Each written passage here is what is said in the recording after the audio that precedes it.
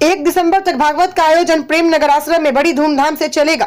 आज हरिद्वार प्रेम नगर आश्रम में एक बहुत ही भव्य दिव्य रूप की भागवत का शुभारंभ हुआ है, जिसमें नेपाल, गुजरात और देश विदेश से आए भक्तों की भीड़ बहुत ज्यादा उमड़ी हुई है। भागवत की खास बात यह है, इस भागवत में पहली बार नेपाल और भारत के लोग मिलकर इस तरह की भागवत का आयोजन किया है।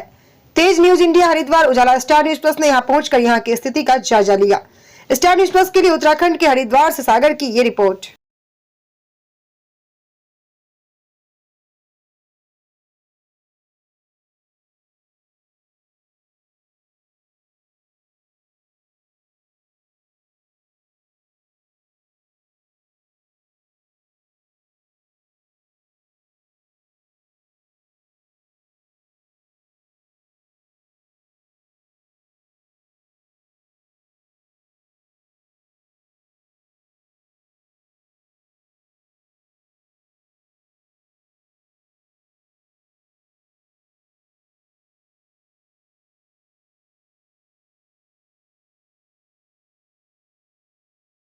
बहुत बड़ी खुशी की बात है कि नेपाल और इंडिया का कॉम्बिनेशन हुआ है। पहली बार इस तरह की भागवत भव्य दिव्य रूप से होने जा रही है।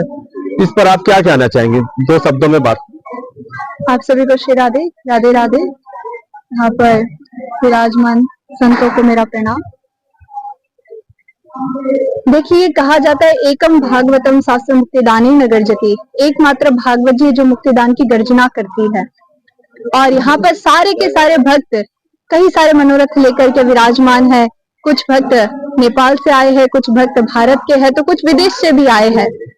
कह सकते हैं कि आप लोगों ने एक कहावत सुनी होगी, एक तीर से 2 निशान, लेकिन यहाँ पर एक तीर से 3 निशान हो रही है। वो कैसे? पापनाशिनी माता गंगा का सानिध्य प्राप्त हो रहा है सभी को, और उसमें भी देवभूमि जिसमें माता गंगा यमुना का मतलब यहाँ से ही प्रादुर्भाव हो रहा है, और साथ ही साथ संतों का सानिध्य हमें प्राप्त हो रहा है। और उसमें भी क्या हो रहा है, सभी लोग भागवत कथा श्रवण करने जा रहे हैं, जो कि साक्षात भगवान श्री नारायण की वांग्मय स्वरूप है। तेने यम वांग्मय मूर्ति प्रत्यक्षा वर्तते हरे, सेवनाथ श्रवनाथ पाठा दर्शनाथ पापनाशिनी। इनके दर्शन मात्र से भी आपके संपूर्ण पापों का नाश हो जाता है।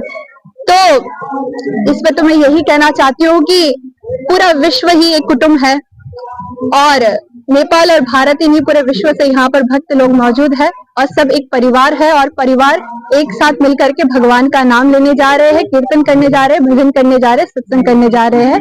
तो इसमें तो आनंद ही आनंद है। और आप लोग भी हरिद्वार में जितने भी भक्त लोग विराजमान हैं, आप सभी भक्तों को भी हार्दिक हृदय से आमंत्रित करती हूँ कि आप लोग भी आइए, इस कथा का रसपान करिएगा। हरिद्वार में आपकी ये पहली भागवत है, उससे पहले भी आपने भागवत की है? जी, मेरी तीसरी कथा कह सकते हैं। आज से कुछ 3-4 साल पहले मेरी यहाँ पर हो चुकी है, कनखल में। कनखल में भक्तों को क्या संदेश देना चाहेंगे आप? भक्तों को यही संदेश देना चाहती हूँ, कहते हैं जिन तन दियो ताही बिसरायो, ऐसो नमक हरामी। कि जिसने ये तन दिया, जिसने सांस लेने के लिए वायु दिया, जिसने अन्न दिया, जिसने सब कुछ कृपा करके हमें प्रदान किया, और हम उसी परमात्मा को भूल जाते हैं, उन्हीं से विमुख हो जाते हैं। जिस प्रकार एक व्यक्ति बोले कि मैं अपनी परछाई को हरा दूंगा, और वो दौड़ लगाए कि आज मैं अपनी परछाई को हरा के रहूंगा, लेकिन परछाई को हरा नहीं पाएगा। कब हरा पाएगा? जब सूर्य नारायण के तरफ अपना मुख करेगा, तब जाके उसकी परछाई उसके पीछे हो जाएगी, और वो परछाई अपने आप हार जाएगी। उसी प्रकार ये जो परछाई है वो है माया, और हम है जीवात्मा, और जो सूर्य नारायण है वो है परमात्मा। जब जीवात्मा परमात्मा की ओर मुख करेगा, तब जाकर के ही वो माया को हरा पाएगा, वरना जीवन भर आपको निराश सब कुछ प्राप्त कर लोगे, लेकिन जीवन में सदैव अकेले रह जाओगे। निराशा ही निराशा आपके हाथ में आएगी। यदि आनंद चाहिए हो तो परमात्मा के तरफ सम्मुख होना पड़ेगा, और भजन तो जरूर करना ही पड़ेगा। बोलो हरे कृष्ण। जो है भागवत का क्या महत्व है? करेंगे तो आप कहीं पर भी कर लीजिए, लेकिन उसमें भी 1000 गुना फल मिलता है जब माता गंगा के तट पे, क्योंकि दोनों ही पापनाशिनी है। दोनों के दर्शन मात्र से संपूर्ण पापों का नाश होता है। इससे पावन क्षेत्र क्या हो सकता है? और ये सभी भक्तों का कह सकते हैं अहोभाग्य है। हम सभी का मतलब हम सभी के ऊपर भगवान ने ऐसे अहितों की कृपा की है कि संतों का भी सानिध्य मिल रहा है, माता गंगा का भी सानिध्य मिल रहा है, और सारे भक्त लोग भी एकजुट होकर के कथा श्रवण कर रहे हैं। स्वागत करती है हरिद्वार उजाला, क्या दिल से स्वागत करती है। और आप ये बताएंगे कथा के विषय पे। नमामि गंगे तव पाद संभजन, गंगा मैया की भागीरथी के पावन तट पर भागीरथी गंगा और भागवती गंगा दोनों गंगा कलकलदादिनी होने जा रही हैं और इसमें धन्याम भागवतीम वार्ताम प्रेतपीड़ा विनाशिनीम सत्ताधन्य कृष्ण लोक फलप्रद। जीवित ही नहीं मृत्यु को ग्रास हुए संपूर्ण पृथ्वी आत्मा देवात्मा, एक हिंदू राष्ट्र नेपाल, एक किसी का गुलाम कभी नहीं हुआ राष्ट्र नेपाल, एक जहां पर शालिग्राम भगवान आज जितने भी शंकराचार्य जगत गुरु जितने भी आदि गुरु अंत गुरु हैं उन सबके मठ मंदिर में विराजमान शालिग्राम भगवान को देने वाला नेपाल, सीता जगत जननी भारत को देने वाला नेपाल। अभी अभी राम मंदिर बनते समय भी राम जी कहाँ से लाए बोल के नेपाल को ही स्मरण करने वाला वह नेपाल, जहाँ माउंट एवरेस्ट जैसा ऊंचा शिखर हुआ नेपाल, जहाँ गौतम बुद्ध जैसा ज्ञानी हुआ, गुरु सरिताएं यहाँ बह रही हैं। भक्ति भक्त भगवंत गुरु सभी का आगमन हुआ है और हमारे हरि कृपा फाउंडेशन द्वारा पंडित श्री हरिकृष्ण उपाध्याय जी द्वारा विशाल महासंकल्प और देवी स्वरूपा, गायत्री स्वरूपा, लक्ष्मी स्वरूपा, भद्रकाली स्वरूपा के मुखार बिंद से सब ये प्रवाह को सुन करके गदगद होंगे। यह मनोकामनाओं के साथ हर हर गंगा। अतिथियों को क्या संदेश देना चाहेंगे आप?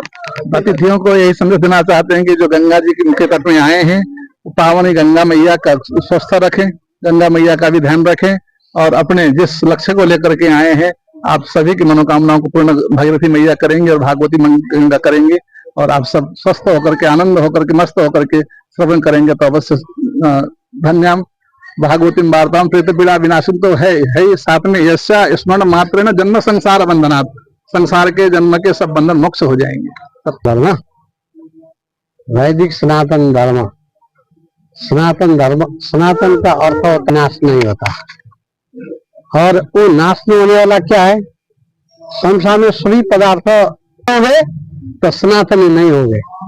अब इसलिए उसके बाद जब मैं यही बताना चाहता हूँ कि यदि सनातन धर्म के समुपासक हो तो आत्मा के उपासक हो। यदि आत्मा के वहाँ को किसी प्रकार के विभेद नहीं होता, विभेद रहित भेद रहित यदि होगे तो सनातनी बनोगे। यदि सनातनी बनना हो तो झंडा लेकर के हम हिंदू मुसलमान सब करोगे, सनातनी नहीं बन पाओगे तो सदा भव सनातन हमेशा एक ही साथ बन लो। हरिद्वार के निवासी फिर आप हरिद्वार के निवासी बोलते सनातन तो सब आ गए ना, वैदिक सनातन धर्म पूरा ब्रह्मांड विश्व ब्रह्मांड आ गया और हरिद्वार नहीं रहता। इसलिए स्वावलंबी के लिए यही संदेश है कि हमारे विभेद नहीं है, हम सबके अंदर है और कीट पतंग से लेकर के ब्रह्म पर्यंत हमारे धर्म है सनातन, उसी की उपासना करो, लड़ाई झगड़ा मत करो। हम यहाँ नेपाली है, इंडियन है, विश्व के हम अलग अलग जगह के हैं, ऐसे भाषा ऐसे हो तो एक ही विचार करो, हम परमात्मा ही है, ऐसा बात रखने के लिए हम सबका आग्रह करते हैं। हरिओम। परिवार को भी हार्दिक हार्दिक नंदन अभिनंदन करते हैं। श्री हरि कृपा फाउंडेशन द्वारा आयोजित अष्टोत्तर शत भागवत कोटि महायज्ञ के आज 24 तारीख से 1 तारीख पर्यंत प्रेम नगर आश्रम पावनी गंगा के तट हरिद्वार के अंदर में होने जा रहा है, जो विश्व के अंदर में हरिनाम संकीर्तन प्रचार प्रसार एवं सनातनियों को एकजुट करने के लिए यह पावनी गंगा तट पर 111 शंखनाद करके शंख को ध्वनि से शंखनाद करके संपूर्ण साधु संत महात्मा अबलात्मा विबलात्मा ज्ञानात्मा ध्यानात्मा सभी संत महात्मा नेता अभिनेता और कृषक भक्त और भक्तिमती माताओं का परम संगम होने जा रहा है ऐसे दिव्य धाम में और सभी भक्तों को आह्वान भी कर रहे हैं।